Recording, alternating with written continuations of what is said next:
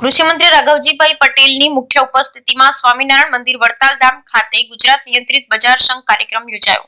ગુજરાતમાં આત્મનિર્ભર APMC market yard ઉભા કરવાની દિશામાં કામગીરી કરવા અપીલ કરતા કૃષિ મંત્રી રાઘવજી પટેલે ગુજરાત નિયંત્રિત બજાર સંઘ અમૃત વર્ષા ઉજવણી અંતર્ગત કૃષિ, પશુપાલન, ગૌસંવર્ધન, મત્સ્ય ઉદ્યોગ, ગ્રામ ગૃહ નિર્માણ અને ગ્રામ વિકાસ મંત્રી શ્રી રાઘવજી પટેલની મુખ્ય ઉપસ્થિતિમાં સ્વામિનારાયણ મંદિર વડતાલ ધામ નડિયાદ ખાતે કાર્યક્રમ યોજાયો। આ પ્રસંગે કૃષિ મંત્રી શ્રી રાઘવજીભાઈ પટેલે ગુજરાત રાજ્યના સહકારિતા ક્ષેત્રે એપીએમસી માર્કેટયાર્ડની કામગીરીમાં સરકાર દ્વારા તમામ પ્રકારે મદદરૂપ થવાની ખાતરી આપી હતી।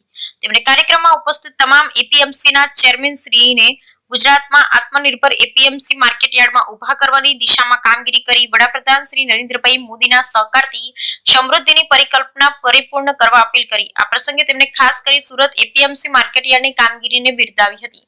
વધુમાં મંત્રી શ્રી વડતાલ સ્વામિનારાયણ ધામ ખાતે મંદિરે દર્શન કરી સર્વ મંગલની પ્રાર્થના કરી હતી। કાર્યક્રમમાં ખેડૂતોને એગ્રી મડી એપ્લિકેશનની ખેડૂતલક્ષી વિવિધ સુવિધાઓ બાબતે માહિતી માર્ગદર્શન આપવામાં આવ્યું। આ પ્રસંગે મંદિરના સ્વામી શ્રી વલ્લભદાસજી, શ્રી નવતમ પ્રકાશ દાસજી, સહકારી ક્ષેત્રના કન્વીનર શ્રી બિપિનભાઈ પટેલ, એપીએમસી બોર્ડના ચેરમેન શ્રી ઘનશ્યામભાઈ પટેલ, અગ્રણી Shri Sandeepbhai Patel, Amul dairy chairman Shri Vipulbhai Patel, KDCC bank chairman Shri Tejasbhai Patel, ખેતીવાડી અધિકારી શ્રી ડીએચ રબારી, જિલ્લા સહકારી સંઘના ચેરમેન શ્રી, ડિરેક્ટર શ્રીઓ, અન્ય હોદ્દેદારો ઉપસ્થિત રહ્યા હતા। Bureau report Vijaysinh Sodha Parmar. આજે ગુજરાત રાજ્ય નિયંત્રિત બજાર સંઘની 75 વર્ષની અમૃત મહોત્સવ વર્ષની ઉજવણીના ભાગરૂપે કાર્યક્રમ યોજાયેલો, જેમાં રાજ્યભરમાંથી એપીએમસીના ચેરમેનો, વાઇસ ચેરમેનો, ડાયરેક્ટરો, સહકારી આગેવાનો, રાજ્યના સહકારી ક્ષેત્રના આગેવાનો બધાએ હાજરી આપી, વિશાળ સંખ્યામાં હાજરી આપી આ કાર્યક્રમને ખૂબ સફળ બનાવ્યો। આ કાર્યક્રમમાં એપીએમસીને લગતા પ્રશ્નો અંગેની ચર્ચા થઈ અને સરકાર દ્વારા એની જે કાંઈ અપેક્ષાઓ છે એના ઉકેલ માટેની માંગણી રજૂ કરવામાં આવી છે।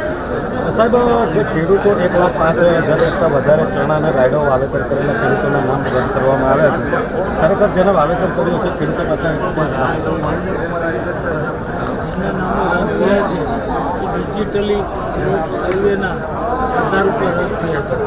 ખેડૂતોની રજૂઆત આવતા અમે એક એવો નિર્ણય લીધો છે જે ખેડૂતને ખરેખર ચણા ઉત્પાદિત થયા છે અને વેચવાના છે અને જેને નોંધણી કરાવી હતી એવા ખેડૂતોને ઘરે જઈ અને ચેક કરી ચણાનો જથ્થો જોઈ અને એના ચણા ખરીદવા માટે નિર્ણય કર્યો। સર, કોઈ વચ્ચે ત્યાં કે કોઈ બીજા લોકો ખેલ કાઢતા હોય એવા લોકો સાથે કેવી કાર્યવાહી? વચેટિયાઓ એમાં ખેલ પાડે એવી શક્યતા ઓછી છે, એટલા માટે કે ખુલ્લા બજારમાં અને ટેકાના ભાવમાં અત્યારે બહુ ડિફરન્સ નથી। બીજી વાત એ છે કે આમાં જે અગાઉથી નોંધણી કરાવેલ ખેડૂતે જ પોતાનો માલ વેચી શકે અને એનું પેમેન્ટ પણ સીધું નોંધણી કરાવનાર ખેડૂતના ખાતામાં જમા થાય છે। એટલે બીજો કોઈ વ્યક્તિ, ત્રાહિત વ્યક્તિ આમાં સીધી રીતે ઇન્વોલ્વ થઈ શકતો નથી, કારણ કે પૈસા સીધા ખેડૂતના ખાતામાં જમા થતા હોવાથી આ પ્રશ્ન ઉપસ્થિત થતો નથી કોઈ રૂડાચાલી। Okay, thank you.